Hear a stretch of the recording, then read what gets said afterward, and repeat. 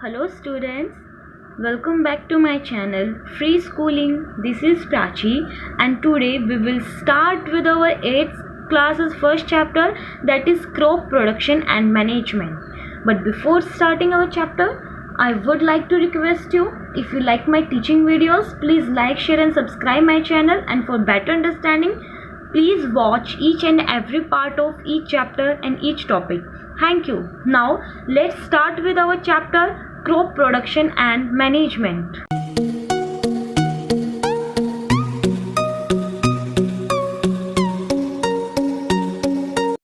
देखो बच्चों, अब हम स्टार्ट करते हैं अपने चैप्टर के साथ crop production and management. Crop production क्या होती है? देखो, क्रॉप होती है फसल, ठीक है, और प्रोडक्शन होता है उसको प्रोड्यूस करना, यानी कि जो फसल है हम उसको प्रोड्यूस कैसे करते हैं, कौन कौन सी ऐसी प्रैक्टिस होती हैं, कौन कौन से ऐसे मेथड होते हैं जिससे हम क्रॉप को प्रोडक्शन करते हैं, उसके लिए हमें क्या क्या करना पड़ता है, और जब उसको मैनेज कैसे करते हैं, यानी कि जो जो हमारी एग्रीकल्चर प्रैक्टिस होती हैं क्रॉप प्रोड्यूस करने के लिए उसको कैसे मैनेज करते हैं, और जब एक बार जब क्रॉप है वो हार्वेस्ट हो जाती है फिर उसको स्टोर कैसे करते हैं, ठीक है, ये सब हम इस चैप्टर में पढ़ेंगे। पहले मैं आपको थोड़ा सा इंट्रोडक्शन दे देती हूँ इस चैप्टर के बारे में। देखो, जैसे अगर हमें वीट होती है, गेहूँ, अगर हमें गेहूँ की फसल उगानी है तो सबसे पहले हम क्या करेंगे?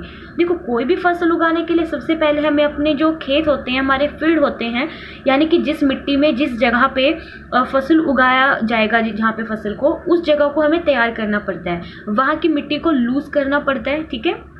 तो उसमें हम प्लोइंग करेंगे, ठीक है, जैसे जिसको हम खेत जोतना बोलते हैं, हल जोतना बोलते हैं, ठीक है, वो करेंगे। उसके बाद हम क्या करेंगे, उस जो मिट्टी हमारी जब ढीली हो गई है, लूज हो गई है, ठीक है, तो टीलिंग हो गई है उसमें, उसके बाद हम क्या करेंगे, वहाँ पे सोइंग ऑफ सीड यानी कि बीज बोएंगे, ठीक है। बीज बोने के बाद हम वहाँ पे क्या करेंगे, एडिंग मैन्योर एंड फर्टिलाइज़र। हम फिर उस फसल में, उस मिट्टी में खाद या फिर खार होता है, जो फर्टिलाइज़र मैन्योर्स होते हैं, वहाँ पे उनको डालेंगे, ठीक है। उसके बाद हम क्या करेंगे, इरिगेशन करेंगे, यानी कि सिंचाई करेंगे, खेतों में पानी देंगे। जब हमारी फसल बिल्कुल तैयार हो जाएगी, और क्या होता है कि हमारी फसल में कई बार अनवांटेड प्लांट आ जाते हैं, यानी कि ये फसल के साथ साथ कुछ एक्स्ट्रा पौधे लग जाते हैं जो हम उगाते नहीं हैं और ना ही हमें वो चाहिए होते हैं, बट फिर भी वो फसल के साथ ग्रो कर जाते हैं, हम उनको वहाँ से कट कर देंगे, ठीक है। उसके बाद फिर हम जो हमारी फसल तैयार हो जाती है पक्के, फिर हम उसको हार्वेस्ट करते हैं, काट देते हैं, ठीक है। अब उस जो कटी हुई फसल होती है, हम हमारे पास जो वीट आती है, हमें उसमें से वीट ग्रेन्स को अलग करना होता है, कि जो गेहूं के दाने होते हैं उसको फसल में से अलग करना होता है, तो वो भी एक प्रोसेस आती है। और फिर जो गेहूं के दाने हैं उसके साथ कुछ चारा, जिसको हम फोडर बोलते हैं, वो भी मिक्स हुआ होता है गेहूं के अंदर, हम उसको भी अलग करते हैं, ठीक है। फिर उसके बाद उस गेहूं को हम पिसवाते हैं जिससे फ्लोर बनता है, ठीक है, आटा बनता है जिससे। तो ये सारी की सारी जो प्रोसेस है ये किस तरीके से होती है, कैसे कैसे कौन कौन से मेथड यूज़ होते हैं इसमें, वो सब इस चैप्टर में हम पढ़ने वाले हैं, ठीक है। तो सबसे पहले क्या है, Paheli and Boojho went to their uncle's house during the summer vacation. Summer vacation के टाइम पे जो पहेली बूझो है वो अपने अंकल के घर पे जाती हैं। उनके अंकल एक फार्मर है, यानी कि किसान है। देखो, पहेली और बूझो यहाँ पे दो करेक्टर लिए हैं, ठीक है, ताकि आपको समझने में ईजी रहे। तो उनके अंकल एक फार्मर है, किसान है। One day they saw some tools like khurpi, sickle, shovel, plough etcetera in the field. तो एक दिन उन्होंने खेतों में खुरपी, सिकल, जो शॉवल होते हैं, ये सब देखा उन्होंने फील्ड में, जो कि एक फार्मर के घर पे, फार्मर के फील्ड में, खेत में होना बिल्कुल आम बात है, ठीक है, वो इनका यूज़ करते हैं। उसके बाद क्या है, अब वो एक दूसरे से बातें करते हैं, क्योंकि उनको नहीं पता, वो शहर में रहते हैं तो उनको नहीं पता इन सब चीज़ों के बारे में कि ये क्या होते हैं, तो वो इन चीज़ों के बारे में जानना चाहते हैं। I want to know where and how we use this tools. हम जानना चाहते हैं कि हम कैसे और कहाँ पे इन टूल्स का इस्तेमाल करते हैं, कहाँ पे हम इनको यूज़ करते हैं। You have learned that all living organism require food. हम सभी जानते हैं सभी लिविंग ऑर्गेनिजम्स को फूड की ज़रूरत होती है। Plants can make their food themselves. जो प्लांट होते हैं वो खुद अपना खाना बना लेते हैं, जिसको फोटोसिंथेसिस बोलते हैं। हम बचपन से पढ़ते हुए आ रहे हैं छोटी क्लासेस से कि जो प्लांट्स हैं वो खुद अपना खाना बनाते हैं, और प्लांट्स भी सभी नहीं बना पाते, सिर्फ जो ग्रीन प्लांट्स होते हैं वही अपना खाना बना पाते हैं। Animals including humans can not make their food. लेकिन जो एनिमल्स होते हैं, ह्यूमन्स को मिला के, बीच में ह्यूमन्स को भी इंक्लूड करके, वो अपना खाना खुद नहीं बनाते। So where do animals get their food? तो एनिमल्स को कहाँ से खाना मिलता है? But first of all, why do we have to eat food? लेकिन खाना कहाँ से मिलता है, क्यों मिलता है, कब मिलता है, इससे पहले हमें जानना ज़रूरी है हम खाना खाते ही क्यों हैं, क्यों ज़रूरत है हमें खाना खाने की। You already know that energy from food is utilized by organism for carrying out their various body functions. हमें पता है कि खाने से हमें एनर्जी मिलती है और वो एनर्जी हमारी डेली एक्टिविटीज़ के लिए बहुत ज़रूरी है, जैसे डाइजेशन के लिए, रेस्पिरेशन के लिए, एक्सक्रीशन के लिए। We get our food from plants and animals both. हम अपना खाना प्लांट से भी लेते हैं और एनिमल से भी लेते हैं। अब आप सोचोगे कैसे? देखो, हम जो फ्रूट्स खाते हैं, वेजिटेबल्स खाते हैं, जो अनाज वगैरह खाते हैं, ड्राई फ्रूट्स, ये सब होता है प्लांट से, ठीक है, ये सब हमें प्लांट से मिलता है। लेकिन अगर हम बात करें मिल्क, दूध, एग, अंडा, मीट, ठीक है, ये सब चीज़ें हमें मिलती हैं एनिमल से, ठीक है। तो हम दोनों ही चीज़ें यूटिलाइज करते हैं, एनिमल्स और प्लांट्स की दी हुई चीज़ें यूज़ करते हैं। अब हमारे पास एक क्वेश्चन है, अगर हम सभी को खाने की ज़रूरत है, since we all need food, हम सभी को खाने की ज़रूरत है, तो हम इतना खाना लाते कहाँ से हैं? क्योंकि हमारी कंट्री में, और कंट्री के छोड़ो पूरे वर्ल्ड में इतने सारे लोग हैं, तो इतना सारा खाना आता कहाँ से है कि सब लोग अपना पेट भर पा रहे हैं? इसका आंसर क्या है? Food has to be produce on a large scale. जो इतने सारे लोगों का पेट भरने के लिए हमें एक बहुत बड़े पैमाने पे फूड को प्रोड्यूस करना होता है ना।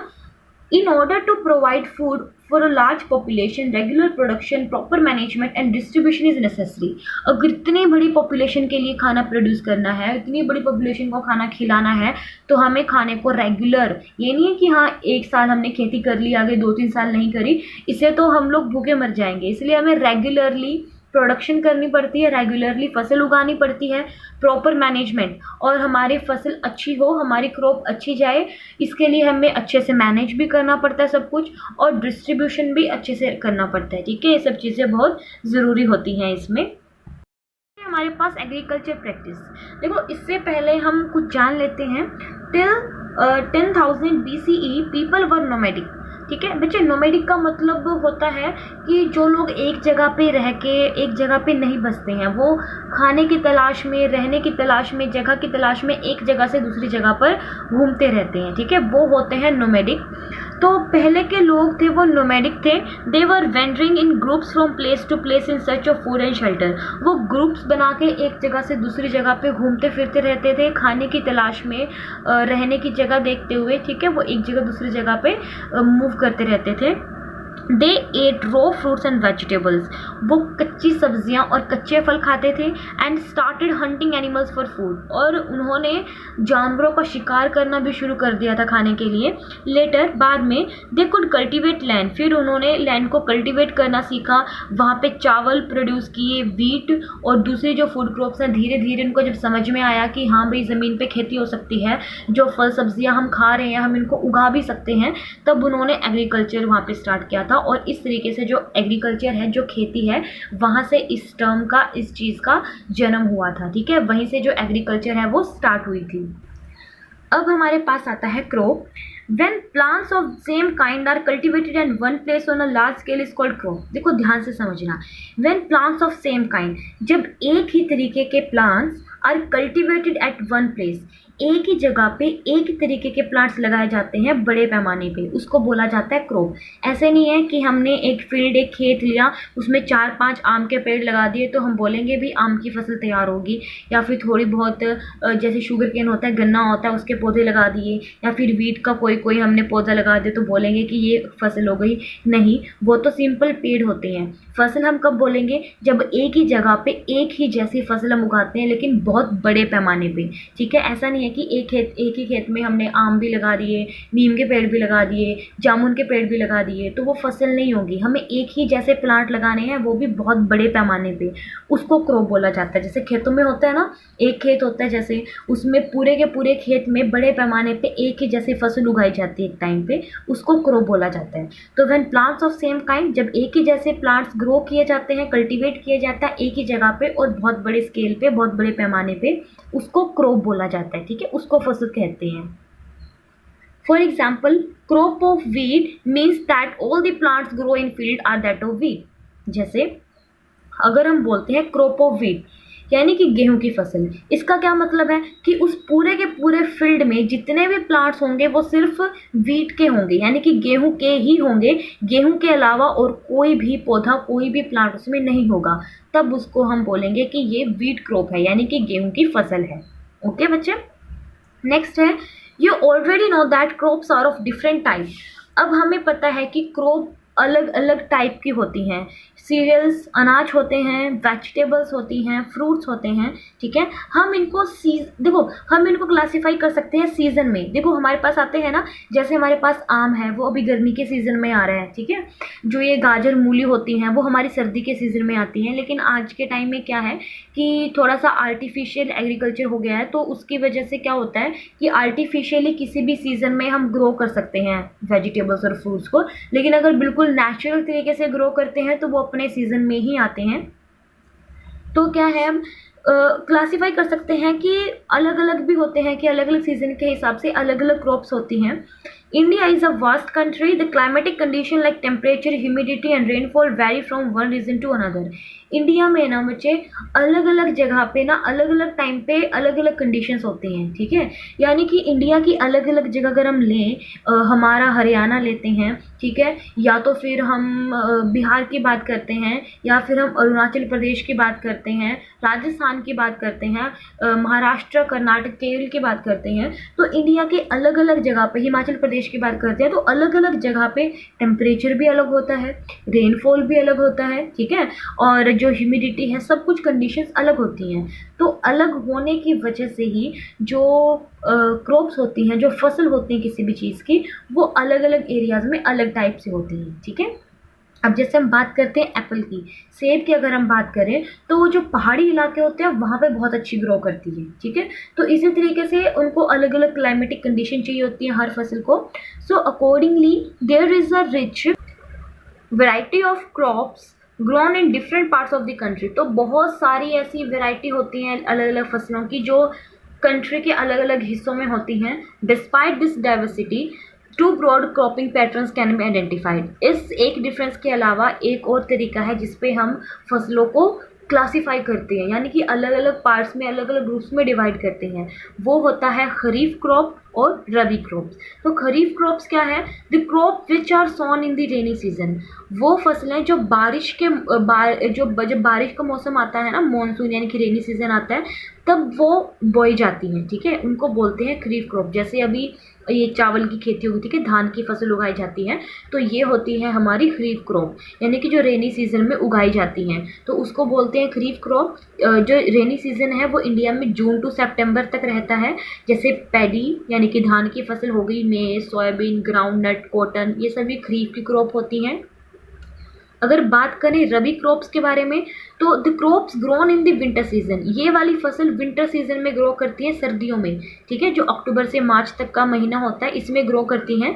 तो इनको हम बोलते हैं रबी क्रॉप्स। जैसे हमारी गेहूं हो गई, ठीक है, वीट, ग्राम, चना, पी, मटर, मस्टर्ड, सरसों, लिनसीड, ये होती है हमारी रबी क्रॉप जो कि हमेशा विंटर सीजन में ग्रो करती हैं, ठीक है। बिसाइड दिस, इनके अलावा pulses and vegetables are grown during summer at many places. इनके अलावा बहुत जगह पे पल्सेस, दालें और वेजिटेबल्स हैं, ये भी ग्रो की जाती हैं, ठीक है, अलग अलग सीजन में अलग अलग जगह पे। हमारा basic practice of crop production, फसल उगाने के लिए कौन कौन सी जो स्टेप्स हैं हमें वो फॉलो करने पड़ते हैं, ठीक है। क्या है इसमें, अच्छा एक क्वेश्चन है हमारे पास, why paddy can not be grown in winter season. जो धान की फसल होती है यानी कि जो चावल की खेती होती है वो विंटर सीजन में क्यों नहीं की जाती। देखो बच्चे, क्यों नहीं की जाती, because paddy requires a lot of water. क्योंकि जो धान की फसल होती है, जो पैडी क्रॉप होती है, उसको बहुत ज़्यादा पानी चाहिए, ठीक है। अब मेरी बात सुनो, अगर इसको विंटर सीजन में लगाएंगे तो हमें आर्टिफिशियल तरीके से इसको पानी देना पड़ेगा। तो सोचो वो कितना ज़्यादा पानी लेती है, तो इससे हमारी जो बिजली है, इलेक्ट्रिसिटी है, वो भी बहुत ज़्यादा यूज़ होगी, और जो पानी है वो भी बहुत ज़्यादा यूज़ होगा, ठीक है। तो पानी की जो स्कैर्सिटी है, पानी की कमी है, वो बहुत जल्दी हमें देखने को मिल सकती है। इसीलिए हम पैडी को रेनी सीजन में लगाते हैं, ताकि जो पानी की ज़रूरत होती है ना, वो आधी से ज़्यादा तो बारिश के पानी से पूरी हो जाती है, ठीक है। इसलिए हम इसको विंटर में नहीं बल्कि रेनी सीजन में ग्रो करते हैं, ओके। नेक्स्ट है cultivation of crop involve several activities. जब भी हम कोई भी फसल को कल्टीवेट करते हैं तो बहुत सारी एक्टिविटीज़ करनी पड़ती हैं टाइम पे। You may find that these activities similar to those carried out by a gardener और even by you when you grow ornamental plants in your house. देखो कोई भी जो गार्डनर होता है, माली होता है, जब भी वो कोई फूल वगैरह गार्डन में लगाता है या कोई भी, ठीक है, कुछ भी लगाए तो उसको भी यही सेम चीज़ें फॉलो करनी पड़ती हैं। अगर आप अपने घर में कुछ भी लगा रहे हो, फ्लावर्स वगैरह या कुछ भी ऑर्नामेंटल प्लांट लगा रहे हो, तो आपको भी यही जो स्टेप्स है फॉलो करने पड़ते हैं। दीज एक्टिविटीज और टास्क आर रेफर्ड